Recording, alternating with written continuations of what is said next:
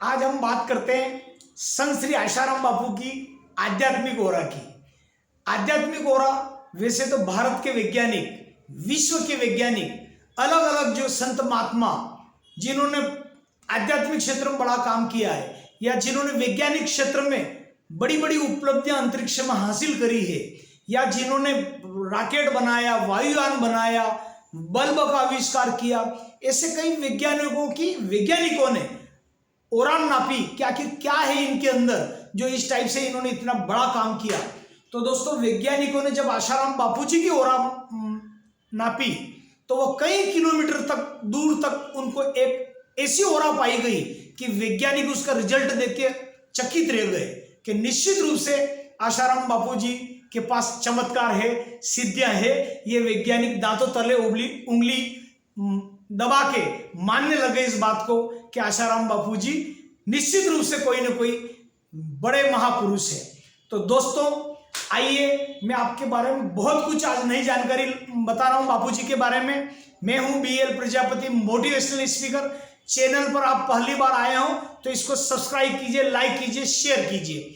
दोस्तों, इसमें और मैं आगे बताऊंगा कि क्या है आशाराम बापू जी के जीवन में न्यूमेरोलॉजी का चमत्कार, यानी एक अंक ज्योतिष का जो एक विद्यार्थी उसका अंकों का क्या खेल रहा आशाराम बापू जी के जन्म में, क्या आशाराम बापू जी ने दीक्षा देने के बाद लोगों के अंदर कितना परिवर्तन आया। दोस्तों, और मैं इसके अंदर बताऊंगा कि बापू जी का एक जो कौन से ऐसे दो बड़े पर्व है जिनके कारण हिंदुस्तान में नहीं विदेशों में डंका बज गया। उन दो के कारण आशाराम बापू जी का क्या ऐसा जादू चला, क्या ऐसा बापू जी का जादू है कि 11 साल तक जेल में रहने के बावजूद भी जब वो कोर्ट में निकलते हैं और आगे पीछे पुलिस की गाड़ियों के सायरन बजते हैं तब भी पब्लिक नहीं हटती है और लाखों लोग भीड़ उनके दर्शन के लिए उमड़ते रहते हैं। इसका रहस्य मैं आपको बताऊंगा। दोस्तों, आशाराम बापू जी जब किसी को आशीर्वाद देते हैं तो कैसे दरिद्र नारायण से मंत्री बन जाता है, केंद्र सरकार के अंदर मंत्री बन जाता है, कैसे एक अमीर आदमी जो है वो करोड़पति बन जाता है आशाराम बापू जी का आशीर्वाद पाकर, कैसे आशाराम बापू जी के द्वारा स्पर्श की हुई मिट्टी लोग अपने सिर पे लगाने से भाग्य की रेखाएं बदल देते हैं। और दोस्तों, मैं आपको बताऊंगा संत आशाराम बापू जी 1500 कैदियों के बीच में क्या हो रहे तो उनके ऊपर कैदियों का असर पड़ रहा है, आशाराम बापू जी के कारण कैदी धन्य हो गए, ये मैं इस वीडियो के अंदर आपको बताऊंगा। दोस्तों, आशाराम बापू जी जब आकाश मंडल की ओर देखते हैं तो क्या सूखे में बारिश करी है, ये मैं आपको बताऊंगा कि कई जगह उन्होंने सूखे में बारिश कैसे करी। ऐसे बहुत कुछ चमत्कार आशाराम बापू जी की इस वीडियो के अंदर लाया हूं कि उनका जन्म हुआ तो क्या चमत्कार हुआ।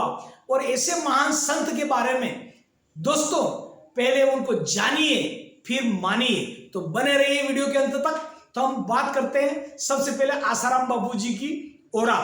तो दोस्तों, आशाराम बापू जी की ओरा जब वैज्ञानिकों ने निवेदन अनुनय विनय किया तो बापू जी ने एक बार कहा, देख लो भैया तुम्हारे यंत्र क्या क्या है लाए। और लाने के बाद उनके हैरतम उनको जब उसके परिणाम आए कि बापू हमने इतने बड़े बड़े नेता, अभिनेता, हीरो और बहुत सारे लोगों की उन्होंने नापी तो इतनी ओरा नहीं मिली जो आशाराम बापू जी की मिली। तो उन्होंने बोला कर लो। एक बार बापू जी ने मजाक में, बड़े डॉक्टर थे अमेरिका के, तो बापू जी ने बोला कि जो है गुरुदेव से आज्ञा ली कि आपका स्वास्थ्य हमको जांचना है, कि जांच लीजिए भैया। क्या जांचना है? बोलेगा आपका बीपी। तो उन्होंने देखा बीपी नॉर्मल, फिर शुगर वगैरह सारी चीजें उनकी बापू की जांची उन्होंने बहुत सारी, तो उनका बीपी नॉर्मल आया, उनके हृदय की धड़कन नॉर्मल आई, बाकी बहुत सब चीजें आई। तो आप बोले कि तुम्हारा बीपी हाई कितना चाहिए और लो कितना चाहिए, ज्यादा चाहिए? बोले नापो फिर से। फिर नापा तो बीपी हाई हो गया, फिर करा तो लो हो गया। तो बाबूजी ने उनको खूब चखा है। तो यानी कि जो संत महात्मा रहते हैं इनका कहते हैं ना कि इनका स्वास्थ्य, इनकी दृष्टि जहां पड़ जाती है वो धन्य हो जाता है। ऐसे मेरे गुरुदेव दोस्तों चमत्कार है। तो दोस्तों, ये बापूजी के बारे में बताया। अब बापूजी जोधपुर में कहानी सुना रहे थे, 1500 कैदियों के बीच में रहे और जब वो गए तो कई कैदियों ने जब उनके दर्शन किए तो 2-4 दिन तो उनको लगा, विचित्र लगा, लेकिन ऐसे ऐसे लोगों की फाइलें खुल गई जिनको आजीवन कारावास था, उनको 10 साल में सजा उनकी परिवर्तन हो गई, कि 15 साल में छूट गया, कोई 5 साल में छूट गया, कोई किसी की फाइल ऐसे चली कि वो सब कुछ कोर्ट में तारीख पे तारीख थक गए थे दोस्तों, कई कैदी छूट गए। तो आसाराम बापू जी बोलते हैं गुरुदेव कि मतलब जो मैं 1500 कैदियों के बीच में रहता हूं और वो खुश है और कैदी उनके दर्शन पाकर धन्य हो गए और उनकी किस्मत चेंज हो गई दोस्तों कई कैदियों के बीच में। तो बापूजी की आध्यात्मिक ओरा इतनी है कि उनको कैदियों को भी भयंकर उनका फायदा मिला है। बात करते हैं हम दोस्तों, तो बापूजी के कारण कैदी धन्य हुए और गुरुदेव के कारण जेल का माहौल चेंज हो गया। अगर मैं बात करूं आसाराम बापूजी के दीपावली की, तो गुरुदेव के बाद जब दिवाली के दिन आप देखना आसाराम बापूजी जोधपुर दिवाली, आप यूट्यूब पे सर्च करना, क्या करोगे आसाराम बापूजी जोधपुर दीपावली, जब आप करोगे तो लाखों की मात्रा में दिए लोग पूरी जेल के आसपास बाउंड्री में चारों तरफ रख देते हैं, पीपल को सजा देते हैं, आंवले के वृक्ष को सजा देते हैं, दीवार की मुंडेरों के ऊपर पेंटिंग कर देते हैं और ऐसा लगता है कि वो जेल नहीं जेल मंदिर है। और वहां पर लाखों लाखों लोगों लाइन कतारबद्ध से दर्शन करते हैं, गीता का पाठ करते हैं, आशा रामायण का पाठ करते हैं। ये दोस्तों कई लोगों ने देखा है। और जब आसाराम बापू का कोर्ट में पेशी जाती है तो अगर आपका जादू देखना हो आसाराम बापू जी का, तो आप जोधपुर जेल के बाहर आप जाएं, जब बापूजी कोर्ट में जाते हैं चारों तरफ गाड़ियों के सायरन बजते हैं बिल्कुल, और पब्लिक हजारों की मात्रा में उमड़ पड़ती, पीछे पीछे पीछे सड़कें सुनसान रहती। क्या कारण है कि आसाराम बापूजी का जादू बरकरार है? निश्चित रूप से जोगी रे क्या जादू है तेरे प्यार में, बापूजी इस सॉन्ग को कई बार गाए हैं। तो निश्चित रूप से ये एक चमत्कार है बापूजी का। दोस्तों राजस्थान उन्होंने क्यों चुना? वहां की ऐसी प्रकृति है, ऐसी जलवायु है। लोग बोलते हैं कि वो तो जोधपुर की जेल में। अरे भैया, जब आसाराम बापूजी ने सत्संग किए तो उनकी पुरानी कैसेटें उठा के देख लो। कई बार बोला उनको, लोको पायलट को बोला, उनके ड्राइवर को कि भैया आप जो है मुझे ये जेल देखना है, अपने एक बार इधर से थोड़ा विमान को ले ले। तो उन्होंने मतलब तिहाड़ जेल के ऊपर से 2-3 बार बापूजी गुजरे और तिहाड़ जेल भी जाके आए गुरुदेव। फिर उन्होंने जोधपुर का भी देखा है और आज जोधपुर जेल मंदिर में तो उनको पहले ही मालूम था। तो संत अंतर्यामी होते हैं, इनकी दृष्टि से हम नहीं देख सकते। कई चमत्कार है। आज भी लोग, कई पढ़े लिखे लोग, चलो हम तो मान के चलते कि चलो ऐसा है, लेकिन आप देश विदेश के लोग अपने निजी वायुयान लेकर आ रहे हैं और दिल्ली बंबई में रुकते हैं और उसके बाद दर्शन के लिए जोधपुर आते हैं अपने निजी वायुयान लेकर भी। तो दोस्तों ऐसा नहीं है, जोगी रे क्या जादू है तेरे प्यार में। तो बापू का आप और हम नहीं समझ सकेंगे इस बात को कि क्या माया जाल है, संत ही जाने। दोस्तों जोधपुर के अंदर पिछले आसपास में राजस्थान का इतिहास उठा के देख लो, बापूजी के सत्संग हुए, वहां के राज्य मंत्री, गृह मंत्री, मुख्यमंत्री ने अनुनय विनय किया बापूजी से कि यहाँ बारिश नहीं होती कुछ इलाकों में, ये वो। बापूजी ने क्या गया, सत्संग करो, प्रसादी वितरण करिए, बापूजी घूमे। और कुछ इलाके में तो इतना पानी हो गया कि वो कहने लग गए कि सब 5-7 साल से हमारे यहाँ पे सूखा था, बारिश नहीं थी। तो राजस्थान के कई इलाकों में बापू के सत्संग हुए और वहाँ की प्रकृति धन्य हो गई। क्योंकि कहते हैं कि जब संत महापुरुष आकाश की तरफ देख लेते, प्रकृति की तरफ देख लेते, नदियों की तरफ देख लेते, तो प्रकृति उनकी आज्ञा का पालन करती है, अनुसरण करती है। देवलोक उनकी आज्ञा का पालन करता है, ब्रह्मज्ञानी संत का। तो ऐसे हैं हमारे निराले बापू। दोस्तों हम बात करते हैं बापूजी की आगे कि पीपल और आंवला के वृक्ष में ऐसा क्या गुरुदेव ने शक्तिपात किया। हर आश्रम में जाओगे तो पीपल, आंवला, बापूजी ने विशेष शक्तिपात कर रखा। आपकी जो भी मनोकामना है, मेरे एक परिचित है सिंधी काका ताराखेड़ी के अंदर, उनकी 4-5 बच्चियां थी, रतलाम जिले का गांव है, आप पूछ सकते हैं। तो मैंने उनसे निवेदन किया, वो दोनों जने आज इस दुनिया में नहीं है लेकिन ताराखेड़ी में लंबे समय तक रहे। उनकी 4-5 बच्चियां थी, छोटी सी किराना दुकान थी। तो बद्री भाई मेरे पास तो देने लेने के लिए पैसे नहीं है, मैं सिंधी समाज से रह गया, कौन बच्ची को क्या होगा। मैंने कहा काका आप पंचेर जाओ, दर्शन करके जाओ। तो एक गोलानी जी है टीचर, उनके साथ वो गए और दर्शन उन्होंने किया। उन बच्चियों से भी परिक्रमा करवाई पीपल की पंचेर आश्रम में। और ऐसी ऐसी पार्टियों के रिश्ते आए कि ताराखेड़ी में आज के 20 साल पहले रोड भी नहीं थे और उनके पांव मतलब जो कीचड़ में लथपथ हो गए उस पार्टियों के। और कपड़े के व्यापारी वो आए और बच्चियां इंदौर गई, भीलवाड़ा गई, अजमेर गई, सब ऐसी ऐसी जगह चली गई कि उनकी हैसियत से अच्छी पार्टियां ले गई। तो दोस्तों ये है चमत्कार पीपल का, आंवले का वृक्ष का। आपकी कोई मनोकामना है, यदि भाग्य की रेखा नहीं हो रही तो आप पहले आसाराम बापू को जानिए, यानी कि पहले मतलब विश्वास कीजिए, फिर उसके बाद उनके ऊपर जानिए, और जानने के बाद आसाराम बापू जी से मंत्र दीक्षा आप लो या नजदीकतम आश्रम में जाइए, पहले उनके बारे में जानकारी जुटाइए, उसके बाद उनसे जुड़िए दोस्तों। तो ऐसे कई लोग जो मेरे द्वारा, जिनके 3-3 रुपए सैकड़ा, 4 रुपए सैकड़ा बैंक पासबुक, सर्विस क्लास की उनकी चेक बुक सब गिरवी रखे थे दादा पहलवानों के साथ, और दीक्षा दिलाई एजुकेशन में, सर्विस है उनके नाम नहीं लेता हूं। दीक्षा लेने के बाद उनके 5 रुपए सैकड़ा का कर्जा उतर गया, और 3 साल के अंदर उन्होंने तो 2 बीघे जमीन परचेस कर ली। ऐसे ऐसे चमत्कार है रतलाम के अंदर बता रहा हूं, जो कि उनकी चेक बुक गिरवी थी, एटीएम पे कब्जा था रसूदखोरों का, उस व्यक्ति को गुरुदेव ने इस शरीर के माध्यम से दीक्षा दिला के आजाद करवाया। रतलाम का उदाहरण है। किसी को शंका हो तो BL प्रजापति से पर्सनल मोबाइल नंबर पे बात कर ले, मैं उस बंदे का एड्रेस दे सकता हूं। तो दोस्तों ऐसे तो कई हैं जिनका जो दरिद्र नारायण है, जिनके खाने का 2 वक्त का रोटी नहीं है, और बापूजी को बोला मैं सरपंच का चुनाव लड़ना चाहता हूं, लड़ भाई। पूरा सरपंच एक तरफ जुड़ा, कोई मंत्री बना, कोई राजस्थान रोडवेज की कंटिन्यू बसें लूटता था, एक के बाद एक बसें लूटी आज के 15 साल पहले, और नामी गुंडा जिससे पुलिस कांपती है। और उसने जब आसाराम बापूजी की ऋषि प्रसाद पहली बार देखी जेल के अंदर, तो वो दादा जेल से बाहर आ गया, जमानत पे छूट गया और चुनाव लड़ा, और आज वो 100 पंचायतें उसके अंडर में रहती, कौन सा वो बड़ा अधिकारी बन गया हो। और वो बोलता है कि कैसे डाकू से वो सफर उसका जो है ऑफिसर तक कर रहा। ऐसे तो कई किस्से हैं देश और दुनिया में आसाराम बापू जी के। तो दोस्तों ये मैंने आपको बताई कि भाग्य की रेखा कैसे चेंज हो जाती। आज भी मेरे जोगी का क्या जादू है तेरे प्यार में, आसाराम बापू जी का भजन। दोस्तों वो जब भी भजन गाते, जब भी ध्यान का दृष्टिकोण कराते हैं, जब भी ध्यान की अटकेलियां कराते हैं, लाखों लाखों लोगों की जन्म कुंडली एक साथ जागृत हो जाती।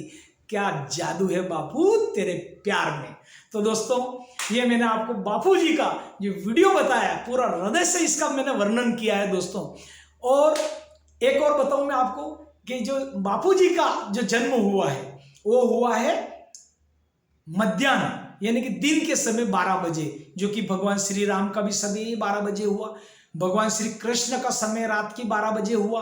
तो ये बोलते हैं दोस्तों कि न्यूमेरोलॉजी जो है, इसके अंदर ज्योतिष विद्या के अंदर न्यूमेरोलॉजी जो होता है, ज्योतिष विद्या के जो अंक है, उस अंक में आसाराम बापू जी का नाम चलता है, जिसका ड्राइवर और कंडक्टर अंक रहता है। ये जानते हैं ज्योतिष विद्या वाले कि उनका एक अंक कौन सा रहता है, जो सूर्य का पावरफुल रहता है। बापू जी का नाम आसाराम है, तो उनका अंक विद्या के हिसाब से भी जो गुरुदेव का जो नाम है, उस नाम में ऐसी शक्ति है कि केवल उनका एक आशा रामायण पाठ कर ले, आदमी का भाग्य बदल जाता है। जो यमराज लेने के लिए आ जाते हैं वो रिटर्न हो जाते हैं।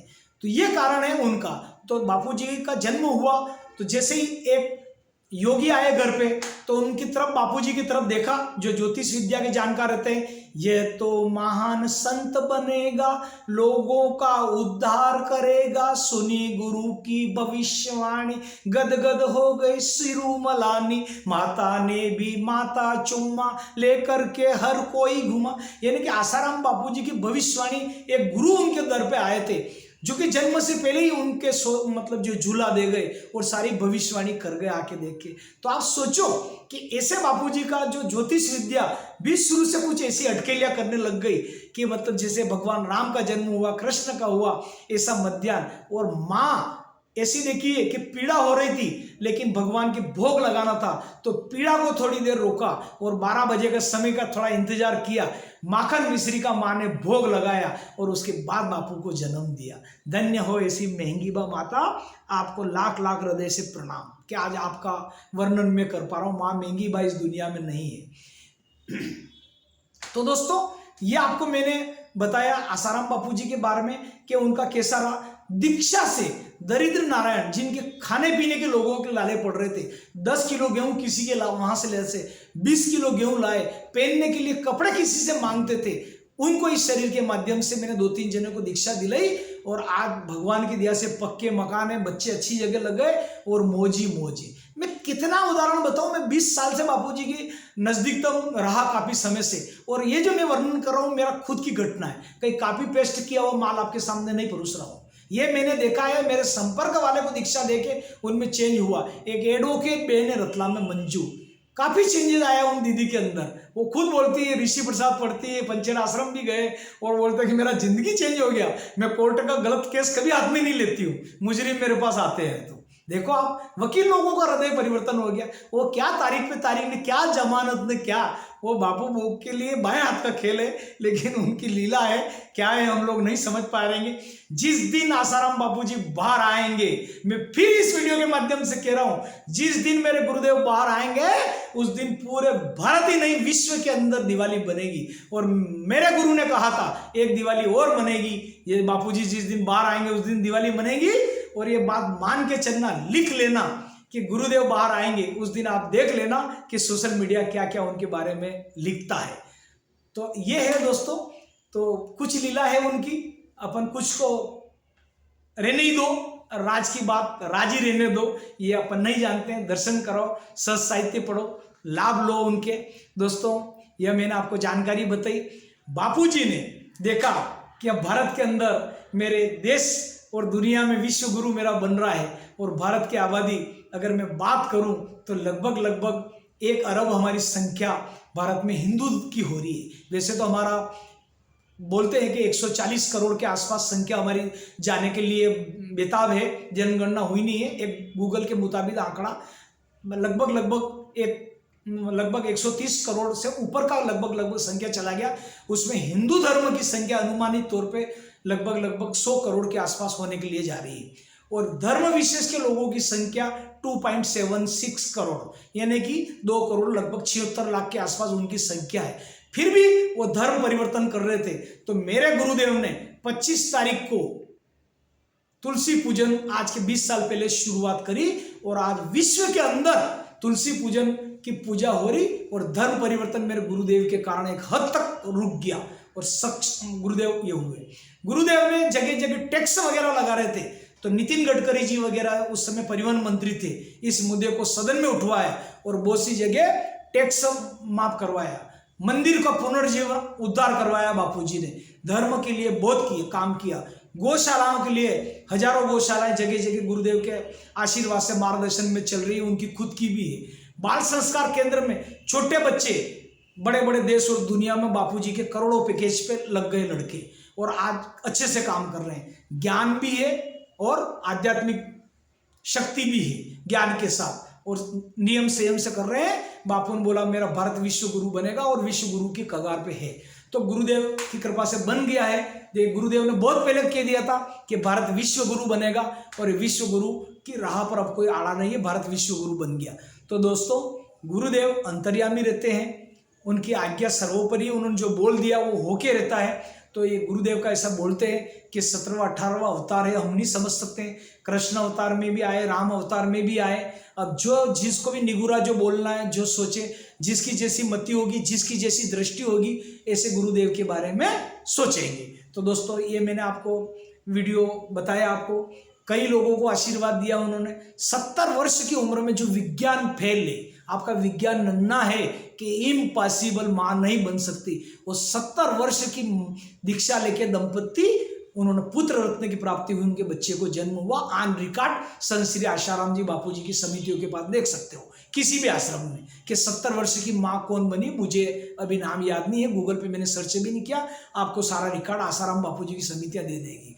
तो जहां पर आपके वैज्ञानिक मना कर दे और डॉक्टर मना कर दे, वहां पे आसाराम बापू जी कह दे तो ये 70 वर्ष की माता पिता भी बने हैं, तो ये उनको भी संतान प्राप्ति आई है। कई को उन्होंने फल फ्रूट ऐसे सत्संग में दिए, किसी के बादाम मिल गई, किसी को जामफल मिल गया, किसी को सेब फल मिल गया, तो पुत्र रत्न उनको मिल गया है। तो मौज ही मौज है।